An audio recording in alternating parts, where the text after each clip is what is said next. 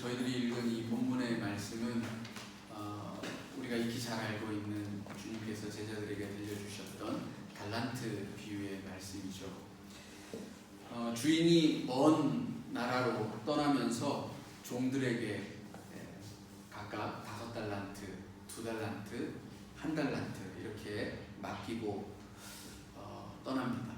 그리고 돌아와서 결산을 하는데 5달란트와 2달란트를 맡겼던 종들은 열심히 수고하고 일을 하여서 또 다른 5달란트와 2달란트를 남겨서 주님 앞에 가지고 나옵니다. 그럴 때 주님께서 잘하였도다 착하고 충성된 종아 이렇게 말씀을 하시죠.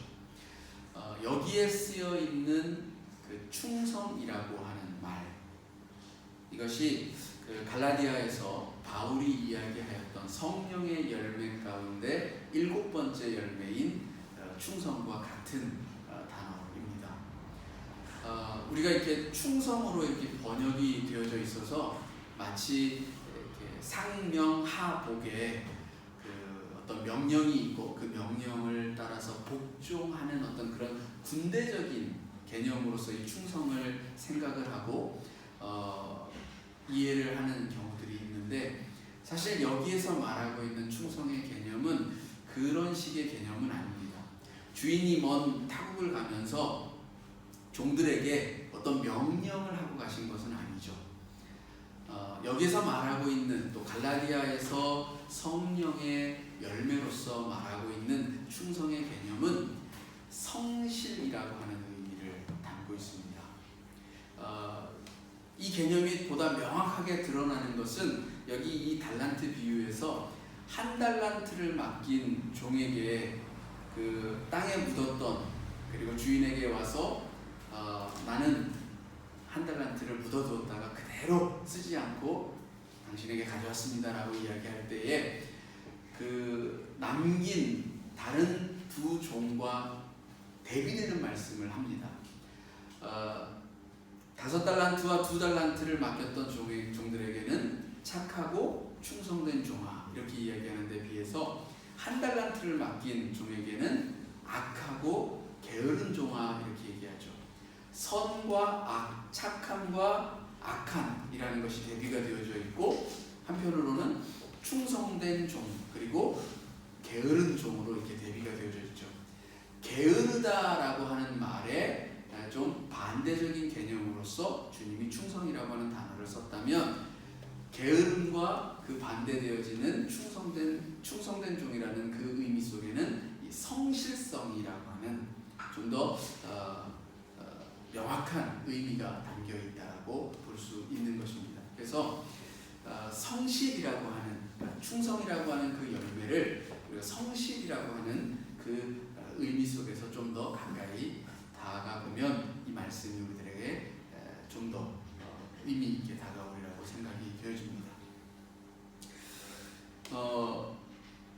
성령 하나님이 우리 가운데 오시게 되어졌을 때에 우리의 삶에서 나타나는 변화들, 그 가운데에 이 성실, 충성이 있다라고 하면 그것은 바로 우리들이 이 주어진 삶을 그냥 허비하는 삶이 아니라 성실함으로 담아내는 삶을 살아가게 될 것이다 라고 하는 그런 뜻으로 이해할 수 있을 것입니다.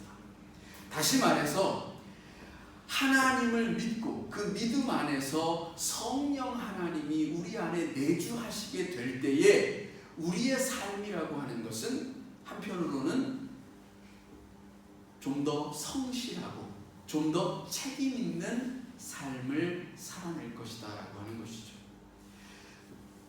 그렇게 비추어 보면 우리들에게 던지는 질문은, 하나님, 제가 지금 당신이 저에게 주신 이 삶을 성실하게 살아내고 있습니까? 라고 하는 그런 질문을 던질 수가 있고, 그 질문 안에서 우리의 삶을 돌아볼 수 있고 자기를 반성할 수가 있다는 것입니다. 때문에 우리는 이 본문의 그 비유를 읽으면서 여러 가지 것들을 생각할 수가 있을 것입니다. 가장 먼저는 우리가 이렇게 성령의 열매를 맺기 위하여서 또 하나님을 믿는 이 믿음의 그 열매들을 우리의 삶 속에서 드러내기 위하여서 첫 번째는 생각해 보아야 될 문제는 우리에게 주어져 있는 달란트가 무엇인가? 여기 주인이 종들에게 먼 타국으로 가면서 달란트를 주고 가셨다라고 말하고 있습니다. 재능은 사실 타고난 것이죠. 우리의 어떤 노력이라고 하는 것보다는 선천적으로 타고나는 것. 사실 우리가 1만 시간의 법칙이라고 하는 것이 굉장히 좀 이렇게 유행했던 시기가 있었어요. 그래서 누구라도 열심히 1만 시간의 투자를 통해서 노력을 하게 되어지면 어떤 일이든 그 일에서 전문가가 될 수 있다라고 하는 그런 이야기들을 했고, 실제로 그런 것이 주는 메시지는 분명하죠. 우리들에게 어떤 일이든 노력을 통해서 성과를 이루어낼 수 있다라고 하는 것을 말해주고 있습니다. 많은 경우에 그렇습니다. 우리가 열심히 노력하고 땀 흘리고 수고하면 분명 결실을 얻을 수 있습니다. 그런데 한 가지 미스한 부분이 있어요. 그러니까 1만 시간의 법칙에서 반드시 첨부해야 될 이야기가 있는데, 거기에는 우리에게 있는 그 재능에 노력이 더해질 때에 아주 정말 훌륭한 성과를 만들어낼 수 있다는 것입니다. 전혀 재능이 없고 전혀 소질이 없는 가운데 거기에 아무리 애를 쓰고 노력을 해도 거기에서 얻는 성과라고 하는 것은 사실 좀 미미할 수 있다는 거예요. 자기가 정말 잘하는 일에 거기에 노력이 더해지면 정말 배가 되어지는 놀라운 일들이 더 쉽게 만들어질 수 있다는 겁니다. 그래서 우리는 무엇보다 중요한 것은 하나님이 나에게 주신 그것이 무엇일까? 하나님이 나에게 주신 그 달란트가 무엇일까라고 하는 그 질문을 던질 필요가 있어요. 근데 많은 경우에 사실 우리는 그러지 못했어요. 저만 해도 제가 받았던 어떤 교육이나 이런 것들을 가만히 생각해 보면 학교에서 공부를 잘하면 무조건 의대나 법대를 가는 게 목표예요. 그 사람의 재능이 무엇이든지 간에, 그 사람이 정말 잘하고 정말 좋아하는 것이 무엇이든지 간에 공부를 잘하면 무조건 의대나 법대를 가야 한다라고 생각을 했고, 주위에서도 다 그렇게 이야기를 해왔죠.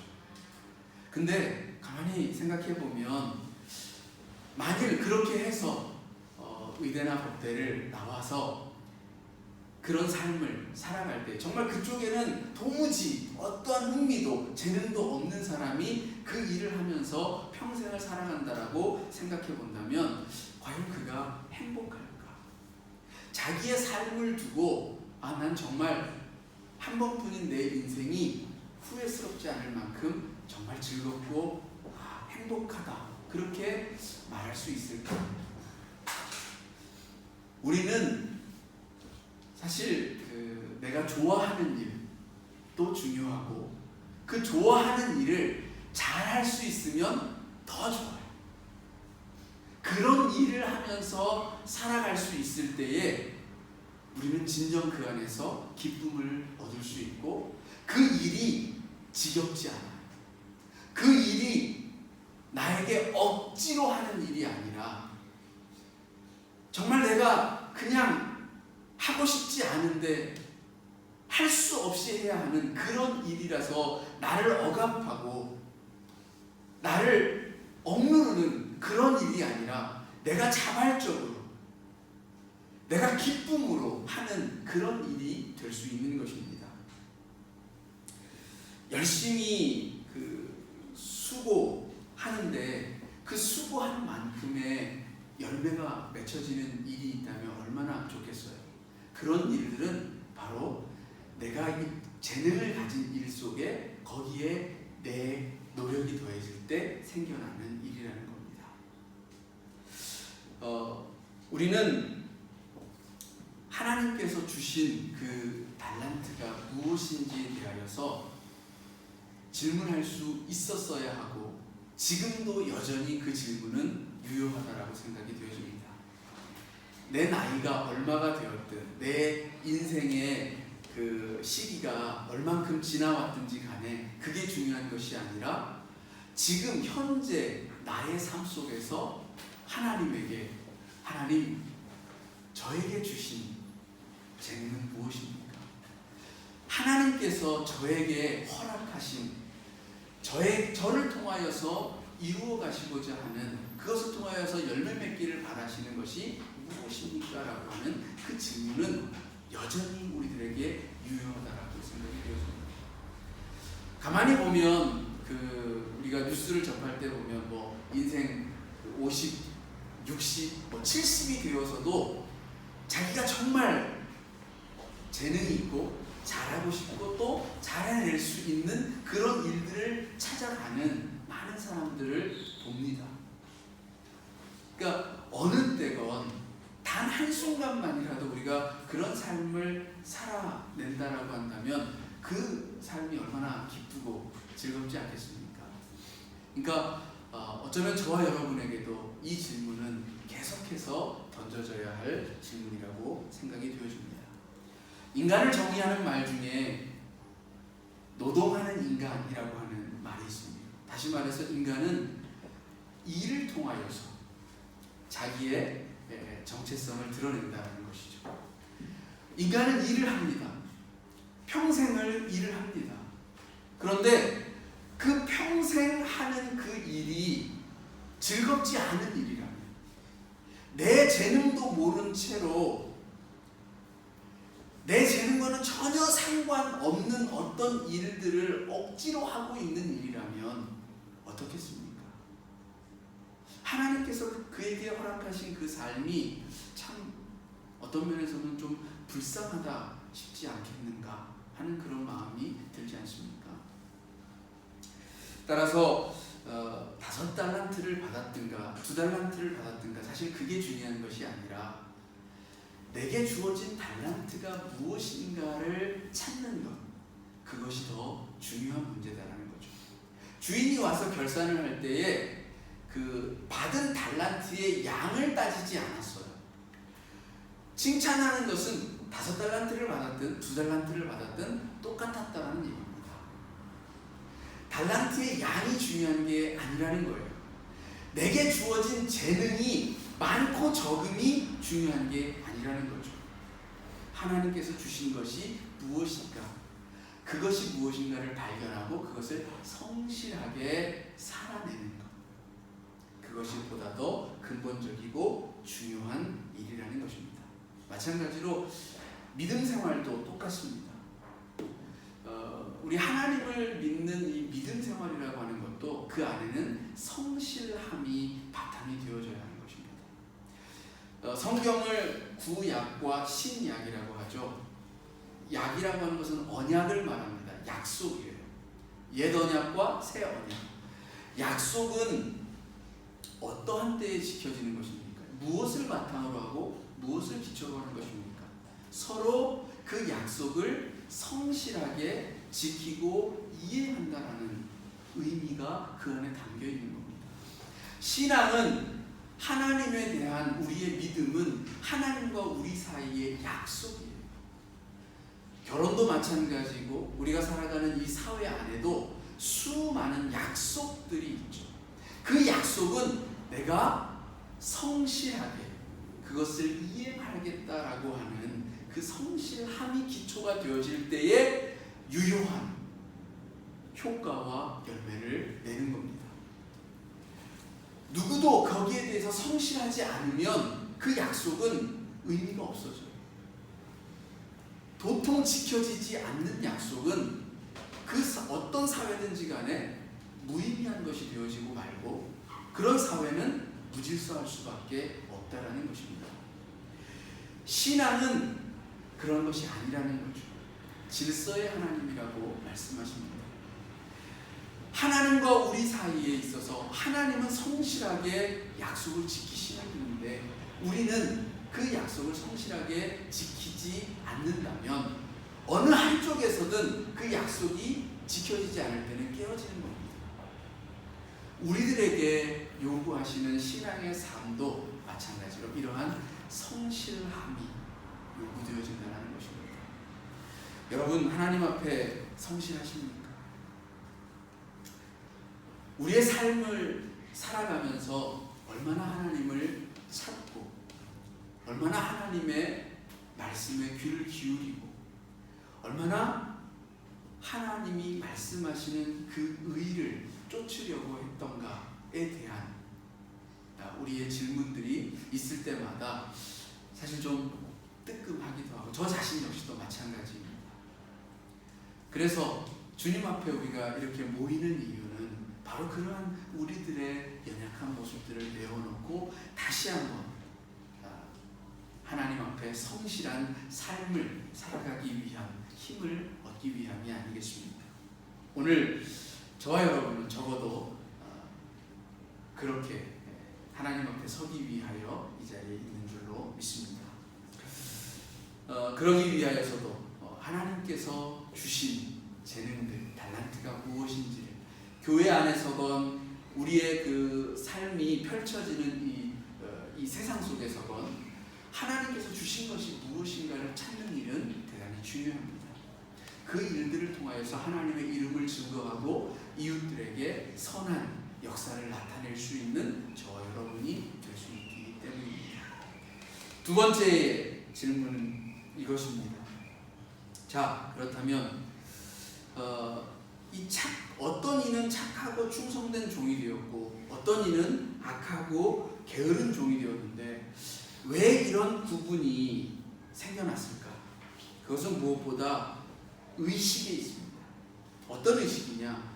충성된 종은 자기에게 주어진 달란트가 본래 자기의 것이 아니라 주인에게 온 것을 분명하게 인식하고 있다는 것입니다. 다시 말해서 이것이 내 것이 아니라 맡겨진 것이다 라고 하는 사실을 알고 있다는 것입니다. 나에게 주어진 재능이 나의 소유가 아니라 누군가로부터 주어졌다. 기독교 안에서 이것은 청지기 의식이라고 말을 합니다. 누군가로부터 부여받았다라고 하는 그런 인식을 가진다라고 하는 것은 다시 말해서 그것을 나에게 허락하신 이의 목적을 생각한다라는 거예요. 왜 내게 이것을 주셨을까라고 하는 그 목적을 생각한다는 겁니다. 그 목적에 합당하게 쓰여질 때 비로소 그 가치가 드러나기 때문입니다. 성경에 보면 토기장이의 비유가 있습니다. 토기장이의 비유에 보면 하나님으로 묘사되어 있는 이 토기장이가 각각의 쓰임새와 용도를 따라서 그릇을 만듭니다. 거기에 대하여서 그릇이 토기장이에게 불평할 수 없다라는 것입니다. 왜 나는 저렇게 아름다운 도자기로 만들지 않고 아주 귀하게 쓰이는 것으로 만들지 않고 허드렛감으로 쓰이는 질그릇으로 만들었습니까? 라고 감히 토기장이에게 불평할 수 없다라는 거예요. 왜냐? 토기장이에게는 질그릇이든 아주 금이든 은이든 귀한 소재로 만든 그릇이든 똑같다라는 거예요. 왜? 쓰이는 쓰임새가 다를 뿐이지 그릇으로서의 가치는 똑같다라는 것이기 때문입니다. 자기에게 주어진 쓰임받는 그 목적을 모를 때에는 토기장이에게 나는 왜 이렇게 허드렛 것으로 쓰이는 그릇으로 만들었습니까? 라고 할지 모르지만 내게 그 쓰임대로 내게 주어진 그 역할대로 올곧이 쓰이고 있을 때에 나는 정말 제대로 된 그릇이다라고 하는 그런 인식을 가질 때는 그 토기장이에게 전혀 불만을 제기할 이유도 없을 것이라는 겁니다. 오늘 우리에게 주어져야 하는 인식도 마찬가지입니다.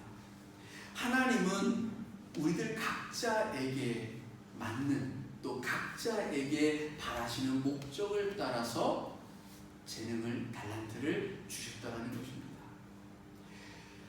다른 이의 재능을 보면서 왜 내게는 저 재능을 주지 않았습니까? 라고 말할 필요가 없다라는 거예요. 내게 주어진 것이 있다라는 겁니다. 내게 주어진 목적이 있다라는 거예요.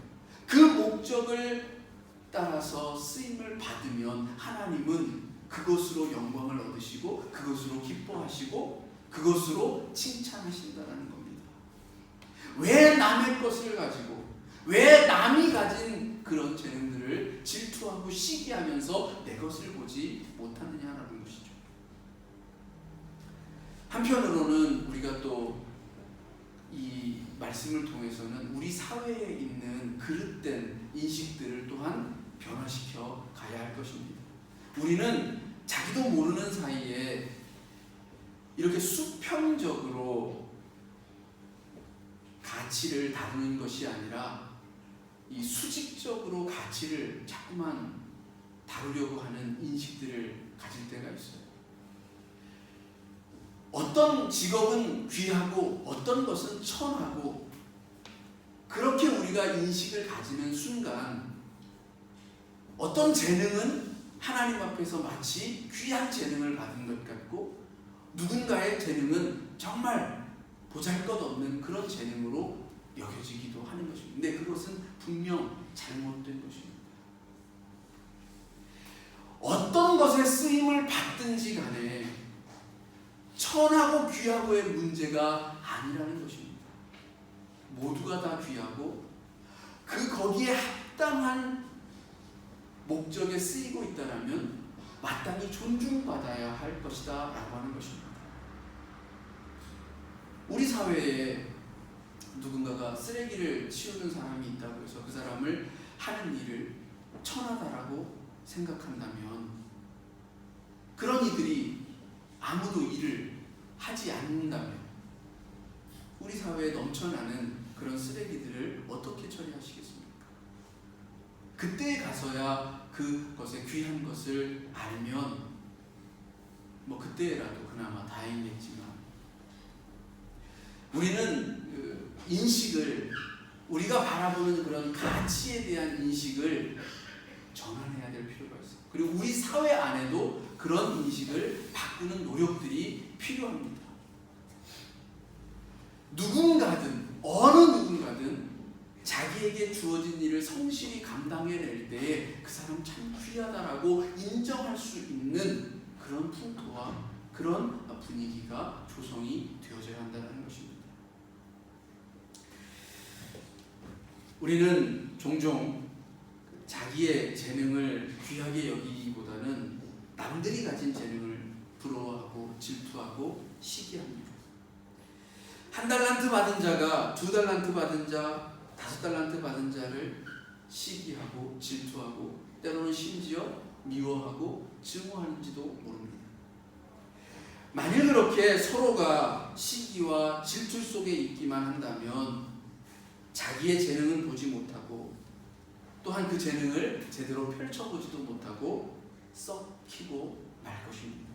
하나님은 우리를 이렇게 쓰려고 지으셨는데 우리는 그 쓰임새가 싫다고 말하면서 하나님으로부터 등을 돌립니다. 나는 결국 그렇게 쓰임받지 않을 거라고 외면합니다.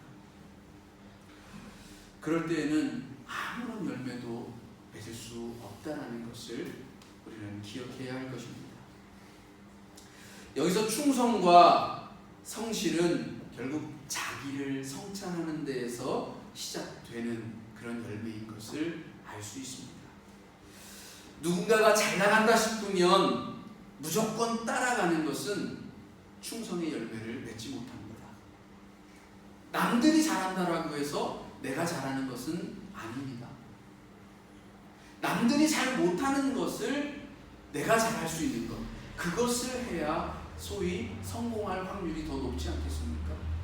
그게 더 당연한 이치가 아니겠습니까? 그런데 그 당연한 이치를 종종 우리는 잊어버려요. 그리고 남들이 뭔가 잘 해내는 게 있으면 그것만 쫓아가기 바쁩니다. 어쩌면 그런 삶은 남의 뒷공무니만 쫓다가 끝나버리는 인생이 될 수 있을 것입니다. 하나님이 바라시는 것은 그런 것이 아니라는 것입니다. 내게 주어진 것으로 내 일을 하라는 것입니다. 자, 그렇다면 왜 이 한 달란트 받은 자는 악하고 게으른 종이 되었을까요? 그도 주인에게서 달란트를 부여받았는데, 그도 분명히 내 것이 아니라 주인으로부터 맡겨진 것이라고 하는 것을 알았을 텐데 왜 그는 잘못된 선택을 하고 말았을까요?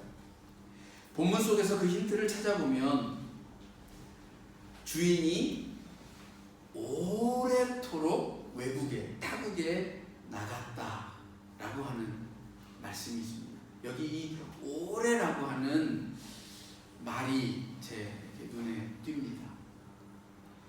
주인이 매우 오랫동안 돌아오지 않았어요. 그 사이에 이 자기에게 준 이 달란트, 다시 말해서 맡겨진 청지기적 사명을 혹시 잊어버린 것은 아닐까? 사실 이 마태복음 24장과 25장에 걸쳐서 담고 있는 이 내용은 기독교적인 교리와 매우 깊은 관련을 맺고 있습니다. 어떤 것이냐 하면 주님의 다시 오심, 다시 말해서 재림에 관한 내용을 담고 있는데, 주님께서 하나님께로 하늘로 올라가신 후에 언제 다시 오실 것인가? 우리는 그 주님을 얼마나 오래도록 기다려야 할 것인가에 대한 그런 논쟁들이 있습니다. 초대교회 당시에도 이 매우 심각하게 다루어졌던 문제예요. 처음에는 주님이 금방 오실 줄로 알았어요. 그래서 사실 대부분의 말씀들은 올라가시자마자 금방 오시리라고 생각되어지는 그런 내용들이 얼핏 드러나기도 합니다. 그런데 시간이 흘러갈수록 주님이 오시지 않아요. 그러자 새로운 말씀들로서 우리의 신앙을 지켜야 할 필요가 있었다는 것입니다. 사실 우리의 신앙은 주님의 오심과 다시 오심 사이에 있어요. 지금도 마찬가지예요. 근데 이 처음 오심과 다시 오심 사이에 있는 이 시간의 간극, 이 사이에서 우리는 흔들림 없이 믿음의 삶을 살아낼 필요가 있다라는 것이고, 그것에 관하여서 이야기하는 한 말씀 가운데 주어진 비유라는 것입니다. 매우 오랜 시간을 어쩌면 주님의 오심을 기다리면서 살아가야 합니다. 그러는 가운데에도 우리들에게 요구하는 것은 주님의 오심을 기다리라고 하는 종말론적인 신앙입니다. 왜 종말론적인 신앙이냐? 이 종말론적인 신앙은 우리가 흔히 생각하듯이 주님이 오시면 모든 것들이 천지개벽할 테니까 당장 그냥 모든 걸 다 내팽개치고 산으로 올라가고 가정과 일터를 다 버리고 이런 개념으로서 이야기하는 것이 아니라는 것입니다. 종말적 신앙이라고 하는 것은 주님이 언제 오시든 상관없이 오늘의 하루를 성실하게 믿음의 삶으로서 살아낸다는 것입니다. 주님께서 도둑같이 임하신다라고 할 때에 어느 때고 알지 못하는 시점에 오신다 할지라도 부끄럽지 않은 우리들의 모습으로 그 앞에 선다라는 거예요.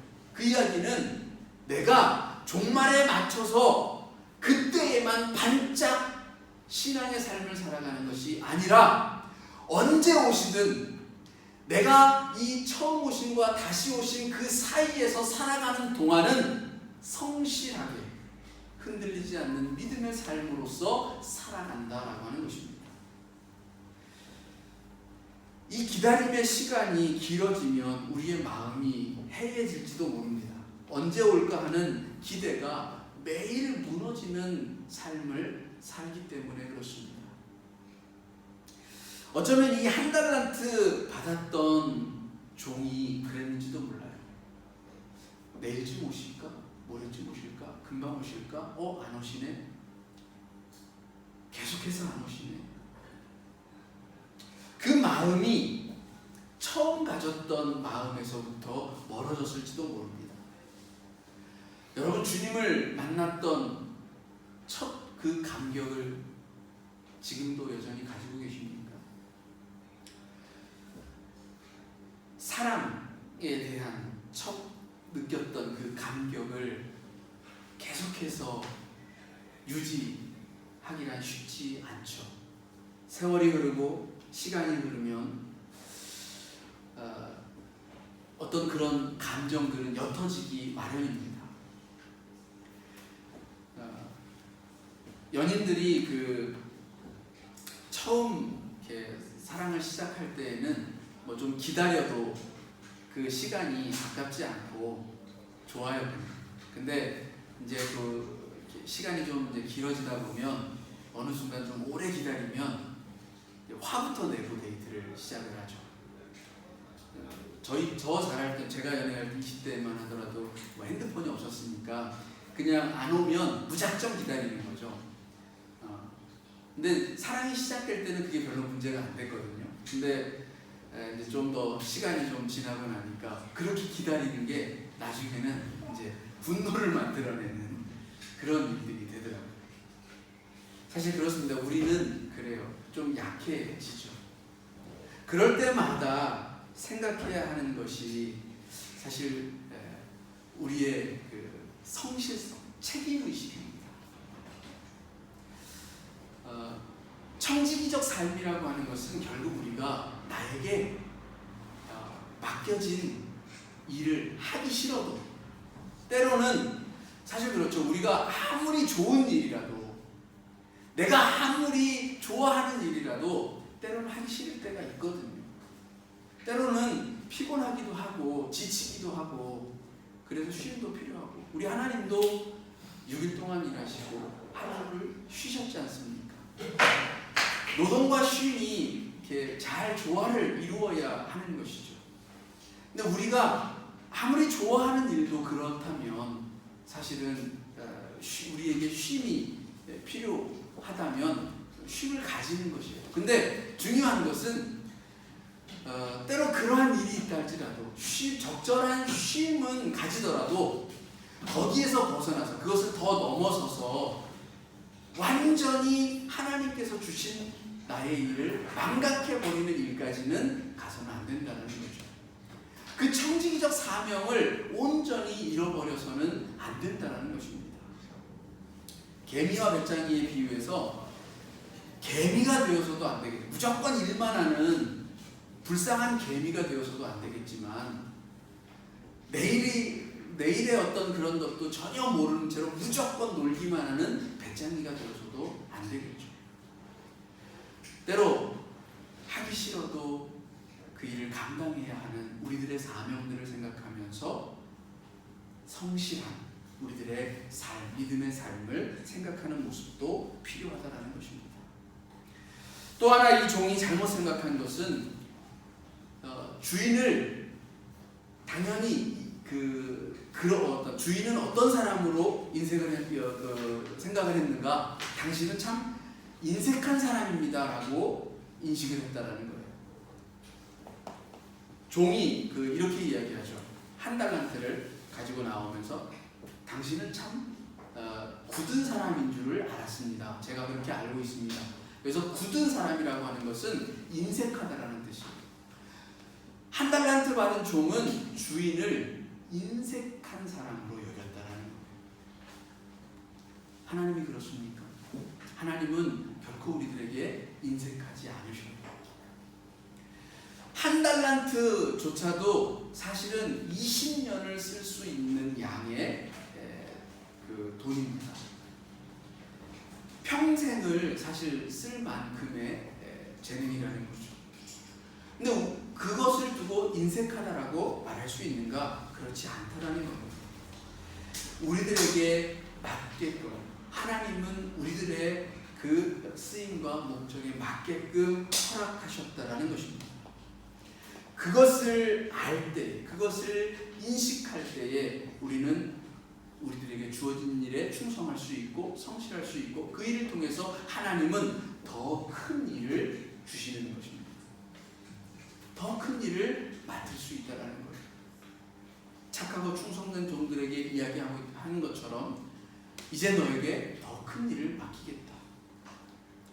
차근차근 작은 일부터 성실하게 그 삶을 쌓아갔을 때에 비로소 큰 일도 감당할 수 있는 것이지, 무턱대고 처음부터 그 큰 일들을 감당할 수 있는 게 아니라는 겁니다. 이 한 달란트 받은 종은 그것을 깨닫지 못했다라는 거예요. 주인께서 허락한 그 삶을 지금 이 작은 것에서부터 성실하게 살아내는 법을 배우지 못했다라는 겁니다. 오늘 우리들에게 여러분 이 한 주간 또 살아가시면서 성령의 일곱 번째 열매 이 충성을 생각하면서 나에게 주신 것이 무엇일까? 그리고 나는 그것을 통해서 성실하게 살아내고 거기에서 맺혀지는 열매들을 통해서 하나님을 기쁘시게 하고 있는가? 열심히 일하고 수고해서 열매를 못 맺는 것, 그것에 대하여서는 하나님은 전혀 책망하지 않으실 것입니다. 우리가 하나님께로부터 책망받을 일이 있다면 그것은 나에게 주신 것을 악용할 때, 나에게 주신 재능을 잘못 써서 이웃들을 기만하고 사람들을 아프게 하고 상처를 주는 일을 통해서 오히려 그 재능이 악하게 쓰여질 때 하나님은 분명 책망하실 것입니다. 그런데 그것이 아니라면 내가 열심히 수고하고 땀 흘렸음에도 불구하고 때로 열매가 맺혀지지 않을 때도 있겠죠. 그러나 하나님은 그것을 두고 책망하는 것이 아닙니다. 하나님께서 주신 것을 열심히 수고하고 또 성실하게 감당해냈는가, 거기에 대하여 하나님은 정산하신다는 것입니다. 이 한 주간 그와 같은 것에 대하여 질문해 보시고 기도해 보시고 또 그것을 통하여서 더 하나님께서 주신 나에게 허락하신 나에게 바라고 계시는 그 목적을 찾아가시는 여러분 또 제가 되어지기를 주님으로 축원합니다. 기도합니다.